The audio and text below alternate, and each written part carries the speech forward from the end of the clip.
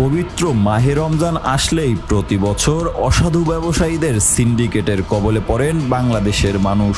এবারও তাই হয়েছে। রমজানে বেশি ব্যবহার হয় এমন কিছু পণ্যের দাম রীতিমতো ধরাছোঁয়ার বাইরে। কিছু পণ্য তো আবার গায়েব হয়ে গেছে বাজার থেকে। প্রায় 2 মাস ধরে চলতে থাকা সয়াবিন তেলের সংকট এখন রীতিমতো আতঙ্কে পরিণত হয়েছে।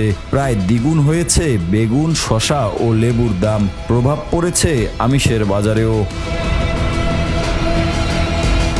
ভোক্তারা অভিযোগ করছেন, চাহিদার তুলনায় সয়াবিন তেলের আমদানি বেশি হলেও 1 ও 2 লিটার বোতলজাত তেল মিলছে না বাজারে।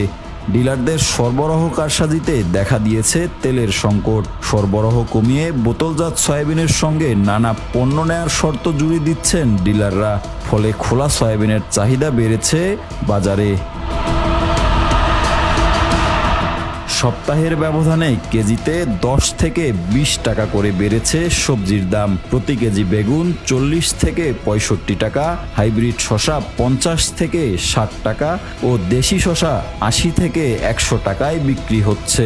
এছাড়াও লেবুর হালি 20 থেকে 40 টাকা থেকে বেড়ে 40 থেকে 100 টাকায় বিক্রি হচ্ছে।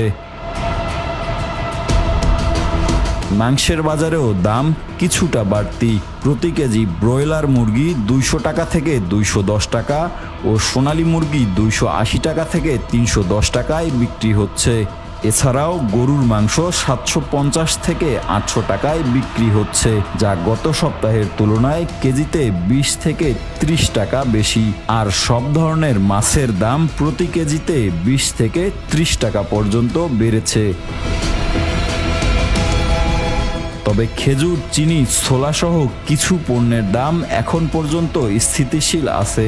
গত বছরের একই সময়ের তুলনায় পেঁয়াজ, রসুন, চিনি, ছোলাসহ বিভিন্ন ডাল জাতীয় পণ্যের আমদানি বেড়েছে 10 থেকে 30%। ক্রেতারা রমজানের শুরুতে প্রয়োজনের অতিরিক্ত পণ্য না কিনলে রমজানে সব পণ্যের দাম স্বাভাবিক থাকবে বলে জানিয়েছে ব্যবসায়ীরা।